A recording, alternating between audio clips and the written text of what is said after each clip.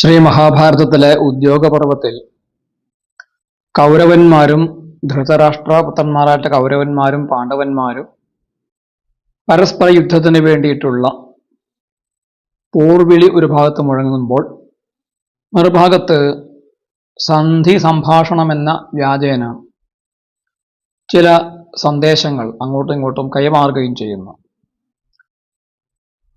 അത് അവരുടെ രാഷ്ട്രീയം അല്ലെങ്കിൽ രാജനീതി അതിൻ്റെ ഒരു സവിശേഷതയാണ്.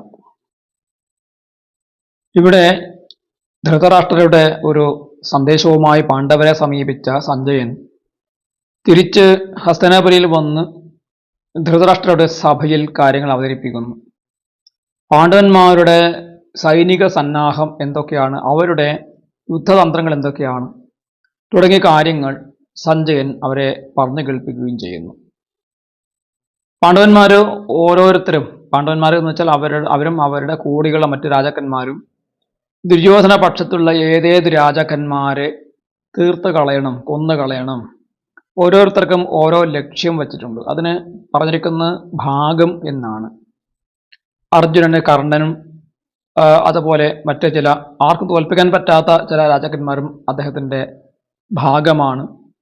ശിഖണ്ഡിയുടെ ഭാഗമാണ് ഭീഷ്മർ. അതുപോലെ ദ്രോണരും മറ്റും ധൃഷ്ടദ്യുമ്നന്റെയും ദ്രുപദപുത്രന്മാരുടെയും ഭാഗമാണ് എന്ന് പറഞ്ഞു. ധർമ്മപുത്രരുടെ ഭാഗമായിട്ട് ശല്യരാണ്. ശല്യര് ഗദായുദ്ധത്തിലും മറ്റും നല്ല സാമർഥ്യമുള്ള ആളാണ്. അതിനെക്കുറിച്ച് പാണ്ഡവന്മാരുടെ ഇടയിൽ, പാണ്ഡവ സൈന്യത്തിൻ്റെ ഇടയിൽ തന്നെ ചില അഭിപ്രായ വ്യത്യാസങ്ങളുണ്ട്. കാരണം ഇവർ സമന്മാരല്ല. യുധിഷ്ഠിരൻ ഈ ശല്യരെ പോലെ ഒരു പേരുകെട്ട യോദ്ധാവല്ല എന്നുള്ള അഭിപ്രായം അവർക്കിടയിൽ ഉണ്ട് എന്നും പറഞ്ഞു.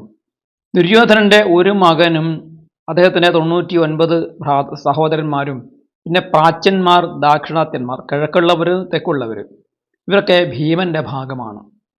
അർജുനന് കർണൻ, അശ്വത്ഥാമാവ്, വികർണൻ, സൈന്ധവ രാജാവായ ജയദ്രഥൻ എന്നിവരും അജയരായ മറ്റു ചില രാജാക്കന്മാരുമാണ് ഭാഗം. കേകയ ഭ്രാതാക്കൾ, കേകയന്മാരായിട്ട് ഉള്ളവർ, ആ സമയത്ത് കേകയം ഭരിക്കുന്ന രാജാക്കന്മാർ ഈ കേകയ ഭ്രാതാക്കളെ സ്ഥാനഭ്രഷ്ടരാക്കിയിട്ടാണ് അധികാരം ഏറ്റെടുത്തത്. അതുകൊണ്ട് കേകയ ഭ്രാതാക്കൾ പാണ്ഡവന്മാരുടെ പക്ഷത്താണ്, കേകയ രാജാവ് ദുര്യോധന പക്ഷത്തുമാണ്. അപ്പോൾ അവർ തമ്മിലുള്ള ആ ശത്രുത ഇവിടെയും അവർ പ്രതിഫലിപ്പിക്കും. അതുകൊണ്ട് കേകയ ഭ്രാതാക്കൾ മറുപക്ഷത്തുള്ള കേകയന്മാരെയാണ് ഭാഗമായിട്ട് സ്വീകരിച്ചത്. കൂടാതെ മാളവന്മാർ, ത്രികർത്തന്മാർ, സംശപ്തകന്മാർ, ഈ സൈന്യങ്ങളെയും കേകയന്മാർ നേരിട്ട് കൊള്ളാമെന്ന് അവരുടെ ഭാഗമായിട്ട് സ്വീകരിച്ചു. ദുര്യോധനന്റെ പുത്രന്മാർ, ദുശാസന പുത്രന്മാർ, ബൃഹദ്ബലൻ എന്ന രാജാവ്, ഇവരൊക്കെ അഭിമന്യുവിൻ്റെ ഭാഗമാണ്. ധൃഷ്ടദ്യുമ്നൻ, ദ്രുപദപുത്രന്മാർ, ഇവർ ദ്രോണരാണ് അവരുടെ ഭാഗമെന്ന് പറഞ്ഞു. ചേകിതാനൻ എന്ന രാജാവിൻ്റെ ഭാഗമാണ് സോമദത്തൻ എന്ന ദുര്യോധന പക്ഷത്തുള്ള രാജാവ്. സാത്വികയുടെ ഭാഗം ഭോജനായിട്ടുള്ള, അതായത് യാദവന്മാരുടെ കൂട്ടത്തിലുള്ള ഒരു വർഗമാണ് ഭോജന്മാർ. അവരിലൊരാളായ കൃതവർമാവാണ്. പക്ഷെ അവിടെ കൃതവർമാവിനെ അദ്ദേഹം വധിക്കുമെന്ന് പറഞ്ഞിട്ടില്ല. കൃതവർമാവിനെ സാത്വികി നേരിടും എന്നേ പറഞ്ഞിട്ടുള്ളൂ. കാരണം രണ്ടുപേരും യാദവന്മാരായതുകൊണ്ടായിരിക്കാം കൊല്ലുക എന്നൊരു പദം അവിടെ പ്രയോഗിച്ചിട്ടില്ല. സഹദേവന്റെ ഭാഗമാണ് ശകുനി. ഇങ്ങനെ ഓരോരുത്തരുടെയും ഭാഗം നിശ്ചയിച്ചതായി സഞ്ജയൻ പറഞ്ഞപ്പോൾ ധൃതരാഷ്ട്രരുടെ വിലാപം ഒന്നുകൂടി, അതിൻ്റെ ശബ്ദമൊന്നു കൂടി. അദ്ദേഹം പറഞ്ഞു, എൻ്റെ മക്കൾക്ക് കള്ളച്ചൂത് കളിക്കാൻ മാത്രമേ അറിയാൻ പാടുള്ളൂ. അവർക്ക് യുദ്ധനീതി അറിയില്ല, യുദ്ധം ചെയ്യാൻ അറിയില്ല, യുദ്ധത്തിൽ ഭീമനെ നേരിടാൻ അവർക്ക് ഒട്ടും അറിയില്ല. രാജാന പാർത്ഥിവാഹ സർവേ പ്രോക്ഷിത കാലധർമ്മണ ഗാണ്ഡീവാഗ്നിം പ്രവേക്ഷ്യന്തി പതംഗ ഇവ പാവകം. ഒരു നല്ലൊരു നല്ലൊരു ബിംബാത്മകമായ കൽപ്പന അവിടെ പറഞ്ഞിട്ടുണ്ട്. ധൃതരാഷ്ട്രർ പറയാണ്, രാജാക്കന്മാർ എല്ലാവരും തന്നെ കാലധർമ്മം കൊണ്ട്, കാലത്തിൻ്റെ ധർമ്മം അവരെ പ്രോക്ഷണം ചെയ്തു വച്ചിരിക്കുകയാണ്. എന്ന് വെച്ചാൽ ഒരു യാഗത്തിൽ കൊല്ലാനിരിക്കുന്ന മൃഗങ്ങളെ മന്ത്രം ചൊല്ലി പ്രോക്ഷണം ചെയ്ത് വെച്ച് കഴിഞ്ഞാൽ അവർ ആ യാഗത്തിലുള്ള ഇരകളായിട്ട് മാറിയെന്നാണ്. അതുപോലെ ഗാണ്ഡീവമാകുന്ന അഗ്നിയിലേക്ക് ഹോമിക്കപ്പെടാൻ വേണ്ടിയിട്ട് പ്രോക്ഷണം ചെയ്യപ്പെട്ടവരാണ് നമ്മുടെ പക്ഷത്തുള്ള രാജാക്കന്മാർ. അവർ ഈയാമ്പാറ്റകൾ അല്ലെങ്കിൽ പതംഗങ്ങൾ അഗ്നിയിലേക്ക് പ്രവേശിക്കുന്നത് പോലെ ഗാണ്ഡീവമാകുന്ന അഗ്നിയിൽ ചെന്ന് വീഴും, കത്തിച്ചാമ്പലാകും എന്ന് അദ്ദേഹം പറയുന്നു. ഈ ഉപമ വേറെയും പലയിടത്തും നമുക്ക് കാണാം മഹാഭാരതത്തിൽ. ഇത് കേട്ട് ദുര്യോധനൻ പറഞ്ഞു, അങ്ങ് പറയുന്നത് ശരിയല്ല. ദ്രോണർ, ഭീഷ്മർ, ജയദ്രഥൻ മുതലായ ആളുകളെ ദേവന്മാർക്ക് പോലും ജയിക്കാൻ സാധിക്കില്ല. അതുപോലെ മറ്റു സൈനികരും എനിക്ക് വേണ്ടി ജീവൻ മരണ പോരാട്ടം നടത്തി ജയിക്കും. ധൃതരാഷ്ട്ര ഇത് കേട്ടിട്ട് പറഞ്ഞു, എൻ്റെ മകന് യുദ്ധത്തിൻ്റെ കാര്യം ആലോചിച്ച് ഉന്മാദം പിടിപെട്ടിരിക്കുകയാണ്. അവൻ വാസ്തവത്തിൽ ശക്തനല്ല, അവൻ്റെ ആളുകളും ശക്തരല്ല. ഇതൊക്കെ ഭീഷ്മർക്കും ദ്രോണർക്കും അറിയുകയും ചെയ്യാം. സഞ്ജയ, ആരാണ് ഈ പാണ്ഡവരെ യുദ്ധത്തിന് വേണ്ടി നിരന്തരം ഇളക്കി വിടുന്നത്? അവർ സമാധാന പ്രേമികളാണല്ലോ. ആരാണ് അവരെ കസ്താം കസ്താം സ്തരസ്സിനോ ഭൂയ സന്ദീപയതേ പാണ്ഡവൻ. സന്ദീപനം എന്ന് വെച്ചാൽ ആളിക്കത്തിക്കുക. ആരാണ് അവരുടെ യുദ്ധവീര്യത്തെ അല്ലെങ്കിൽ യുദ്ധം ചെയ്യാനുള്ള പ്രേരണയെ ആളിക്കത്തിക്കുന്നത്? സഞ്ജയൻ പറഞ്ഞു, അത് തീർച്ചയായിട്ടും ധൃഷ്ടദ്യുമ്നനാണ്. അദ്ദേഹം ഇടക്കിടക്ക് അവരെ ഇളക്കി വിടാൻ വേണ്ടി യുദ്ധധ്വം മാ ഭൈഷ്ട, യുദ്ധം ചെയ്യൂ, ഭയക്കരുത് എന്നിങ്ങനെ അദ്ദേഹം ഓർമ്മപ്പെടുത്താറുണ്ട്. ധൃതരാഷ്ട്ര പറഞ്ഞു, ദുര്യോധന, അരുത്, നീ യുദ്ധം ചെയ്യരുത് മോനെ, നീ പിന്തിരിയൂ. നിനക്ക് സുഖമായി ജീവിക്കാൻ ഇവിടെയുള്ള അർദ്ധരാജ്യം തന്നെ ധാരാളം മതി. വാസ്തവത്തിൽ ഈ കുരുക്ഷേത്രത്തിലെ യുദ്ധം നടക്കുന്നത് അർദ്ധരാജ്യത്തിന് വേണ്ടിയിട്ടാണ്. നേരത്തെ തന്നെ ഈ ഹസ്തനപുരിയുടെ ആ രാജ്യം ദുര്യോധനനും യുധിഷ്ഠിരനുമായി പകുതിയാക്കി പങ്കുവെച്ച് അർദ്ധരാജ്യമാണ് പാണ്ഡവർക്ക് കൊടുത്തിരുന്നത്. ആ അർദ്ധരാജ്യമാണ് ദുര്യോധനൻ ചൂതുകളിലൂടെ തട്ടിയെടുത്തത്, കള്ളച്ചൂതിലൂടെ തട്ടിയെടുത്തത്. അപ്പോൾ തീർച്ചയായും ഇപ്പോൾ പാണ്ഡവന്മാർ ആവശ്യപ്പെടുന്നത് അവരുടെ അർദ്ധരാജ്യം വേണമെന്നാണ്. ഈ അർദ്ധരാജ്യം തന്നില്ലെങ്കിൽ 5 ഗ്രാമങ്ങളെങ്കിലും, 5 ഗ്രാമങ്ങൾ എന്ന് പറയുന്നത് എത്ര ചെറിയ ഭൂമിയാണ് എന്ന് നമ്മൾ ആലോചിക്കണം. അതിനുവേണ്ടി ആ 5 ഗ്രാമങ്ങൾ തന്നാലും അവർ യുദ്ധത്തിൽ നിന്ന് പിന്തിരിയാൻ തയ്യാറുമാണ് എന്നുള്ള കാര്യം നമ്മളിവിടെ ഓർക്കണം. പാണ്ഡവന്മാരെ അവർ രാജ്യത്തിന് വേണ്ടി യുദ്ധം ചെയ്തു, അത് സ്വാർത്ഥമാണ്. രാജ്യത്തിന് അധികാരത്തിന് വേണ്ടിയിട്ട് സഹോദരന്മാരോട് യുദ്ധം ചെയ്തവരാണ് എന്നൊക്കെ പലപ്പോഴും നിരൂപകന്മാർ പറയുമ്പോഴും പാണ്ഡവന്മാർ അവർക്ക് അവകാശപ്പെട്ട അർദ്ധരാജ്യം, പകുതി രാജ്യത്തിന് വേണ്ടിയിട്ടാണ് യുദ്ധം ചെയ്യുന്നതെന്നും അതിനും അവർ വിട്ടുവീഴ്ച തയ്യാറാണെന്നും നിരവധി തവണ ഇവിടെ പറയുന്നുണ്ട്. പാണ്ഡവന്മാർ തന്നെ പറയുന്നുണ്ട്, ദൂതിലും ഒക്കെ പറയുന്നുണ്ട്. ഇപ്പോൾ ധൃതരാഷ്ട്രർ പറഞ്ഞു, നിനക്ക് അർദ്ധരാജ്യം കൊണ്ട് തൃപ്തിപ്പെടുകയാണെങ്കിൽ അതുകൊണ്ട് നിനക്ക് സുഖമായി ജീവിക്കാൻ സാധിക്കും. അപ്പോൾ അർദ്ധരാജ്യം ദുര്യോധനൻ എന്തായാലും കിട്ടും. എന്നിട്ടും അദ്ദേഹം പോരാ, പാണ്ഡവന്മാർക്ക് അവകാശപ്പെട്ടത് കൂടി തനിക്ക് ഉണ്ടാകണം, തനിക്ക് ചേരണം എന്ന് കരുതിയിട്ടാണ് അദ്ദേഹം യുദ്ധം ചെയ്യുന്നത്. അത് അത്യാഗ്രഹമാണ്, ആ യുദ്ധം നിന്നെ നാശത്തിലേക്ക് നയിക്കും എന്നും ധൃതരാഷ്ട്രർ അദ്ദേഹത്തിന് പറഞ്ഞു കൊടുക്കുന്നു. ഭീഷ്മര്, ദ്രോണര്, ബാൽഹീകൻ, അശ്വത്ഥമാവ്, സോമദത്തൻ, കൃപര് മുതലായ ആളുകളും മോനെ യുദ്ധം ആഗ്രഹിക്കുന്നില്ല. അതുകൊണ്ട് നീ മാത്രമാണ് യുദ്ധം ആഗ്രഹിക്കുന്നത്. പക്ഷെ ഒരുപക്ഷെ നീയും യുദ്ധത്തിന് വേണ്ടി ആഗ്രഹിക്കുന്നില്ല. ധൃതരാഷ്ട്രർ പറഞ്ഞു, നത്വം കരോഷി കാമേന കർണക്കാരയിതാത്തവാം ദുശാസനശ്ച പാപത്ന ശകുനിശ്ചാപി സൗബല. വാസ്തവത്തിൽ നീ യുദ്ധം ആഗ്രഹിക്കുന്നില്ല എന്നാണ് എനിക്ക് തോന്നുന്നത്. പക്ഷേ നീ നിന്റെ ഉള്ളിലുള്ള ആഗ്രഹത്തോട് കൂടിയിട്ടല്ല ഈ യുദ്ധം ചെയ്യുന്നത്. കർണക്കാരയിതാത്തവാം, കർണൻ നിന്നെ കൊണ്ട് യുദ്ധം ചെയ്യിക്കുകയാണ്. അതുപോലെ പാപാത്മാവായ നിന്റെ അനുജൻ ദുശാസനനും നിന്നെ പ്രേരിപ്പിക്കുകയാണ്. അതുപോലെ സുബലപുത്രനായ ശകുനിയും നിന്നെ പ്രേരിപ്പിക്കുകയാണ്. അപ്പോൾ ദുശാസനനും കർണനും ശകുനിയും ചേർന്നാണ് നിന്നെ യുദ്ധം ചെയ്യാൻ പ്രേരിപ്പിക്കുന്നത്. ഇതിൽ ദുശാസനൻ നിന്റെ സഹോദരനാണ്. അത് ഞാൻ അതിൻ്റെ ഒരു വ്യാഖ്യാനം ആ ധൃതരാഷ്ട്രരുടെ ഉള്ളിലുള്ളത് നമുക്ക് വായിച്ചെടുക്കുമ്പോൾ മനസ്സിലാക്കാൻ സാധിക്കുക. കർണനും ഈ ശകുനിയും ഹസ്തനാപുരിയുടെ രാജാക്കന്മാരല്ല. കർണന് അംഗരാജ്യവും അതുപോലെ അംഗരാജ്യത്തോട് ചേർന്നുള്ള മറ്റൊരു രാജ്യവും അദ്ദേഹത്തിനുണ്ട്. അത് എന്താണ്, ചമ്പാപുരി എന്ന് പറയുന്ന രാജ്യമാണ്. അത് ജരാസന്ധന് കൊടുത്ത ഒരു രാജ്യത്തിന്റെ ഭാഗമുണ്ട്. ഇത് രണ്ടും ചേർന്നാണ് അദ്ദേഹം ഭരിക്കേണ്ടത്. ശകുനി എത്രയോ ദൂരത്തുള്ള ഗാന്ധാര രാജ്യത്തിന്റെ രാജാവാണ്. ഈ 2 രാജാക്കന്മാർ വന്നിട്ടാണ് സ്വന്തം മകനെ, ഈ ദുര്യോധനനെ യുദ്ധം ചെയ്ത് അതിൽ വീണ് മരിക്കാൻ വേണ്ടി പ്രേരിപ്പിക്കുന്നത് എന്നുള്ളത് ധൃതരാഷ്ട്രയെ അസ്വസ്ഥമാക്കുന്നു എന്നാണ് ഇവിടെ നമ്മൾ മനസ്സിലാക്കേണ്ടത്. എങ്കിലും അദ്ദേഹം മകനെ കണിശമായി ശാസിക്കാൻ തയ്യാറല്ല, ഉപദേശിക്കുക മാത്രമാണ് ചെയ്യുന്നത്. ഇത് കേട്ട് ദുര്യോധനൻ പറഞ്ഞു, ദുര്യോധനന്റെ ഈ വാക്കുകൾ വളരെ പ്രധാനമാണ്.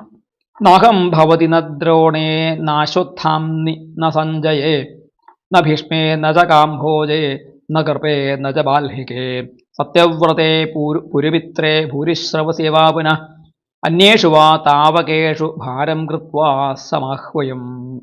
ദുര്യോധനൻ പറയുകയാണ്, അച്ഛാ, ഞാൻ ദ്രോണരെ വെച്ചിട്ടല്ല ഇപ്പോൾ യുദ്ധം ചെയ്യുന്നത്. ദ്രോണരുടെ ശക്തിയിൽ വിശ്വസിച്ചുകൊണ്ടല്ല, ദ്രോണരിൽ വിശ്വാസമുള്ളത് കൊണ്ടല്ല ഞാൻ യുദ്ധം ചെയ്യുന്നത്.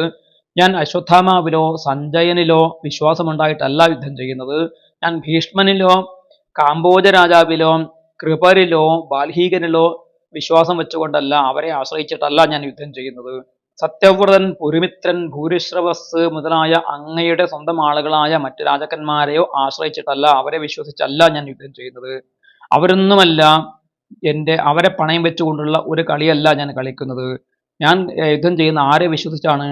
അഹം ച താത കർണശ്ച രണയജ്ഞം വിതത്യ വൈ യുധിഷ്ഠിരം പശും കൃത്വാ ദീക്ഷിതൗ ഭരതർഷഭ. ഞാനും എൻ്റെ സുഹൃത്തായ കർണനും രണയജ്ഞം വിതത്യ, യുദ്ധമാകുന്ന ഒരു യജ്ഞം ഞങ്ങൾ രണ്ടുപേര് കൂടി ചെയ്ത് മുഴിപ്പിക്കാൻ പോവുകയാണ്. ഈ യജ്ഞത്തില് യജ്ഞപശു, അതായത് അതിലേക്ക് ഹോമിക്കേണ്ടതായ മൃഗം, അത് യുധിഷ്ഠിരനാണ്. ഞങ്ങൾ ഈ യജ്ഞത്തിന് വേണ്ടി ദീക്ഷിതരാണ്, യജ്ഞദീക്ഷ എടുത്തിരിക്കുകയാണ്, അതിനു വേണ്ടിയിട്ടുള്ള വ്രതങ്ങൾ എടുത്തിരിക്കുകയാണ്. എന്ന് വെച്ചാൽ ഞങ്ങൾ യുദ്ധം ചെയ്യാൻ തയ്യാറായിട്ട് നിൽക്കുകയാണ്. ഞങ്ങൾ രണ്ടുപേരുടെ ആവശ്യമാണ് ഈ യുദ്ധം. ഞാൻ കർണനെ ആശ്രയിച്ചാണ്, കർണനെ മാത്രം വിശ്വസിച്ചാണ്. മറ്റാരെയും എനിക്ക് പൂർണ്ണമായി വിശ്വാസവുമില്ല. അവരുടെ സേവനം ഇല്ലെങ്കിലും എനിക്ക് പ്രശ്നമില്ല എന്ന കാര്യമാണ് ദുര്യോധനൻ ഇവിടെ തുറന്ന് പറയുന്നത്. കർണൻ ഇതിനനുസരിച്ചിട്ട് ദുര്യോധനോട് ആ വിശ്വാസം അദ്ദേഹം ആ വിശ്വാസപാത്രമാണോ, വിശ്വാസത്തിന് അദ്ദേഹം പാത്രമാണോ എന്നത് നമുക്ക് ഇനി വരാനിരിക്കുന്ന സംഭവഗതികളിൽ നിന്ന് നമുക്ക് ഏകദേശം മനസ്സിലാകും. തുടർന്ന് ദുര്യോധനൻ പറയുന്നത് കേൾക്കുക. രഥോ വേദി സ്രവഖഡ്ഗോ ഗദാസൃക് കവചോജിനം ചാതുർഹോത്രം ച ധുര്യാമേ ശരാദർഭാഹവിര്യശ. അദ്ദേഹം പറയുന്ന ഈ യുദ്ധമാകുന്ന യജ്ഞത്തിൽ ആ യജ്ഞവേദി രഥമാണ്, വാള് ആണ് സ്രവം അല്ലെങ്കിൽ സ്രുവം എന്നൊക്കെ പറയുന്നതായ യജ്ഞപാത്രം. ഗദാസൃക്ക്, ഗദ എന്ന് പറയുന്ന ആയുധമാണ്. സൃക്ക് എന്ന് പറയുന്ന യജ്ഞ പാത്രം, അതിനെ ഈ ഹോമം ചെയ്യാനുള്ള സ്പൂണ് പോലെയുള്ള നീണ്ട പാത്രങ്ങളാണ് ഈ സൃക്ക്, സ്രുവം മുതലായിട്ടുള്ള പാത്രങ്ങൾ. കവചോജിനം, കവചമാണ് ഈ മൃഗചർമ്മം, ഈ യജ്ഞത്തിൽ ഉടുക്കുന്ന മൃഗചർമ്മം അല്ലെങ്കിൽ ഇരിക്കാൻ വേണ്ടി ഉപയോഗിക്കുന്ന അജിനം. ചാതുർഹോത്രം ച ധുര്യാമേ, 4 ഋതുക്കുകൾ, അവരെയാണ് ചാതുർഹോത്രം എന്ന് പറയുന്നത്. ഈ 4 ഋതുക്കുകൾ ഈ കുതിരയിൽ, ഈ രഥത്തിൽ കെട്ടുന്ന 4 കുതിരകളാണ്. ശരാദർഭ ഹവിര്യശ, ഇവിടെ ശരങ്ങളാണ് ദർഭ. ഏകദേശം ആകൃതി കൊണ്ട് ശരങ്, ഈ ദർഭയുടെ ആകൃതി ശരം പോലെയാണ്, നീണ്ടിട്ടാണ്. ഹവിഹി യശഃ, യശസ്സാണ് ഇവിടെ ഹോമിക്കുന്ന ഹവിസ്.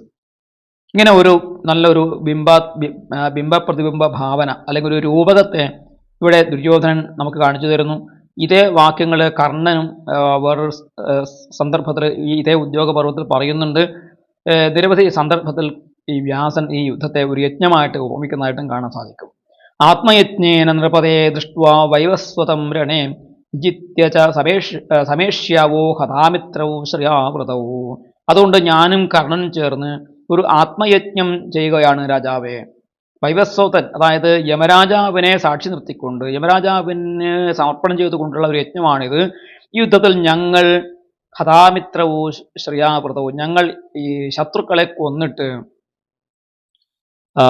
ശ്രേയസ് ഞങ്ങൾ സ്വീകരിച്ച് രാജ്യഭരണം ഏറ്റെടുത്ത് യശസ്സും ശ്രീയും ഞങ്ങൾക്കുണ്ടാകും, അങ്ങ് കണ്ടുകൊള്ളൂ എന്ന് ദുര്യോധനൻ പ്രഖ്യാപിക്കുകയാണ്. ഇവിടെ യുദ്ധം ചെയ്യുന്നത് ഞാനും കർണനുമാണ്. ഇതിൻ്റെ വിജയം ഞങ്ങൾക്ക് രണ്ടുപേർക്കുമായിരിക്കും. ഭീഷ്മരും ദ്രോണരും കൃപരും അശ്വത്ഥാമാവും ഒന്നും തന്നെ ഇതിൽ ഒരു പങ്കാളിയുമല്ല. അവർ ഇല്ലെങ്കിലും ഞാൻ യുദ്ധം ജയിക്കും എന്നുള്ള അഹങ്കാരത്തോട് കൂടിയിട്ടുള്ള വാക്യമാണ് ദുര്യോധനൻ ഇവിടെ പറയുന്നത്. ഈ യുദ്ധത്തിൽ ഞങ്ങൾ ജയിക്കും. എന്നിട്ടോ അഹം ച പാണ്ഡവാൻ ഹത്വാ പ്രശാസ്താ പൃഥിവീമിമാം മാം വാ ഹത്വാ പാണ്ഡപുത്ര ഭോക്താര പൃഥിവീമിമാം. ഇവിടെ 2 ഓപ്ഷൻ വികല്പം അദ്ദേഹം പറയുന്നുണ്ട്. ഞാൻ പാണ്ഡവന്മാരെ കൊന്നിട്ട് മുഴുവൻ ഭൂമിയെയും ഞാൻ ഭരിക്കും, അല്ലെങ്കിൽ പാണ്ഡവന്മാർ എന്നെ കൊന്നിട്ട് മുഴുവൻ ഭൂമിയെയും അവർ ഭരിക്കും. എന്ന് വെച്ചാൽ ഞങ്ങളിൽ ഒരാൾ മാത്രമേ ബാക്കിയാവുകയുള്ളൂ. ഞാൻ രാജ്യവും ജീവിതവും സർവ്വധനവും ത്യജിച്ചാലും പാണ്ഡവന്മാരുമായിട്ട് ഒരുമിച്ച് ജീവിക്കുന്ന, ഞങ്ങൾ ഒന്നിച്ച് ജീവിക്കുന്ന, പങ്കുവെച്ച് ജീവിക്കുന്ന കാര്യത്തിന് ഞാൻ തയ്യാറല്ല. ഒരിക്കലും ഞാൻ അവരോടൊത്ത് സഹകരിച്ച് ജീവിക്കില്ല. സഹകരണം എനിക്ക് പറ്റില്ല അവരുമായിട്ട്. അവരെ കൊന്നിട്ട് ഞാൻ ഭരിക്കും, അല്ലെങ്കിൽ അവരെന്നെ കൊന്നുകൊള്ളട്ടെ. ഇതാണ് എൻ്റെ നിലപാട്. ദുര്യോധനന്റെ നിലപാട് വളരെ കൃത്യമാണ്. അതിൽ അദ്ദേഹം ഒരു തരത്തിലും പിന്മാറുന്നുമില്ല. അദ്ദേഹത്തിന് അവസാന ശ്വാസം വരെയും അദ്ദേഹം നിലപാടിൽ നിന്ന് മാറിയിട്ടില്ല എന്നുള്ളത് ദുര്യോധനന്റെ ഒരു ഗുണമായിട്ട് വേണമെങ്കിൽ നമുക്ക് കാണാം. എല്ലാ ദൗഷ്ട്യവും ദുഷ്ടതയും ഉണ്ട്, ക്രൂര സ്വഭാവമുണ്ട്, ചതിയനാണ്, അദ്ദേഹത്തിന് ഒരു തരത്തിലുള്ള മനുഷ്യത്വവും ഇല്ല. എന്നിരുന്നാലും ഒരു തീരുമാനത്തിൽ ഉറച്ചു നിൽക്കാനുള്ള ശക്തി ദുര്യോധനനുണ്ട്. പക്ഷെ അത് കർണൻ മുതലായിട്ടാണ്. കർണനിൽ ആ ഗുണം ഉണ്ടോ എന്ന കാര്യം നമുക്ക് വഴിയെ പരിശോധിക്കാം. ഇല്ല എന്നാണ് നമുക്ക് മനസ്സിലാവുക. ഇദ്ദേഹം പറയുന്നു, നോക്കൂ, ദുര്യോധനൻ പറയുന്ന കാര്യങ്ങളിൽ വളരെ വ്യക്തമായ ചില കാര്യങ്ങൾ അദ്ദേഹം ഇവിടെ പറയുന്നു. യാവദ്ധി സൂച്യാസ്തീക്ഷ്ണായാഹ വിദ്യേദഗ്രേണ മാരിഷം താവത അപരിത്യാജ്യം ഭൂമേർന്ന പാണ്ഡവാൻ പ്രതി. ഇത് ദുര്യോധനൻ ആവർത്തിച്ച് പറയുന്ന ഒരു കാര്യമാണ്. ഒരു സൂചിയുടെ ഏറ്റവും കൂർത്ത അഗ്രം കുത്താൻ, അതുകൊണ്ട് ഇങ്ങനെ സ്പർശിക്കാൻ പറ്റുന്ന അത്രയും, ഒരു സൂചിയുടെ അറ്റം തൊടാൻ എത്ര മാത്രം സ്ഥലം വേണമോ, ഒരു ചെറിയ ബിന്ദുവാണ്. അത്രയും സ്ഥലം പോലും ഞാൻ പാണ്ഡവന്മാർക്ക് വേണ്ടി ഉപേക്ഷിക്കാൻ തയ്യാറല്ല. അദ്ദേഹം ഉറപ്പിച്ച് പറയുകയാണ്. അത് അദ്ദേഹം ദൂതന്റെ സമയത്തും ഉറപ്പിച്ച് പറയുകയുണ്ടായി. ഇതാണ് ദുര്യോധനന്റെ നിലപാട് യുദ്ധത്തെക്കുറിച്ച്. ഇത് കേട്ട് ധൃതരാഷ്ട്രർ പറഞ്ഞു, കൗരവന്മാരെ, ഞാനിതാ എൻ്റെ മകനായ ദുര്യോധനനെ ത്യജിച്ചിരിക്കുന്നു, ഞാൻ അവനെ ഉപേക്ഷിച്ചിരിക്കുന്നു. യമലോകത്തിലേക്ക് പോകാൻ ആഗ്രഹിക്കുന്നവർ അവൻ്റെ കൂടെ ഒരുപക്ഷെ അവനെ പിന്തുടർന്നേക്കും. അത്തരം ആളുകളോട് ഞാൻ ഇപ്പോൾ തന്നെ അനുശോചനം അറിയിക്കുകയാണ്. മരിക്കാൻ പോകുന്ന ആളിന് ഞാൻ എൻ്റെ അനുശോചനം അറിയിക്കുകയാണ്. വ്യാഘ്രം എന്ന് വെച്ചാൽ പുലിയാണ്. വ്യാഘ്രം കാട്ടിൽ ചെന്ന് ഓരോരോ രുരു എന്ന് പറയുന്ന മൃഗക്കൂട്ടങ്ങൾ ഉണ്ടാവും, ഒരുമിച്ചിങ്ങനെ പാർക്കുന്ന. ആ രുരുക്കളിൽ ഓരോ രുരുവിനെ ഓരോ ദിവസവും കൊല്ലുന്നത് പോലെ പാണ്ഡവന്മാർ എൻ്റെ മക്കളെയും അവരുടെ സൈനികരായ രാജാക്കന്മാരെയും കൊന്നു തീർക്കുകയാവും ഉണ്ടാവുക. ഇന്ന് ഭാവിയിൽ നടക്കാനിരിക്കുന്ന കാര്യത്തെ ധൃതരാഷ്ട്രർ പറഞ്ഞു. ദുര്യോധനൻ ത്യജിച്ചു എന്ന് അദ്ദേഹം വാക്കാൽ പറഞ്ഞു, പക്ഷെ അദ്ദേഹം മനസ്സുകൊണ്ട് ത്യജിച്ചിട്ടില്ല. ഒരിക്കലും അദ്ദേഹത്തിന് ത്യജിക്കാൻ സാധിക്കുകയില്ല എന്നും നമുക്ക് മനസ്സിലാക്കാം. തുടർന്ന് ധൃതരാഷ്ട്രർ സഞ്ജയനോട് ചോദിച്ചു, വാസുദേവ ധനഞ്ജയന്മാർ ശ്രീകൃഷ്ണനും അർജുനനും എന്ത് സന്ദേശമാണ് സഞ്ജയ നൽകിയത്? നമ്മൾ കേൾക്കേണ്ട കാര്യമാണ്. അവിടെ നടന്ന കാര്യങ്ങൾ സഞ്ജയനുമായിട്ട് ശ്രീകൃഷ്ണാർജുനന്മാർ എന്ത് പറഞ്ഞു എന്ന കാര്യം വളരെ പ്രാധാന്യത്തോടു കൂടി നമ്മൾ കേൾക്കേണ്ടതാണ്. ഇതെന്താണ് എന്ന് നമുക്ക് നോക്കാം.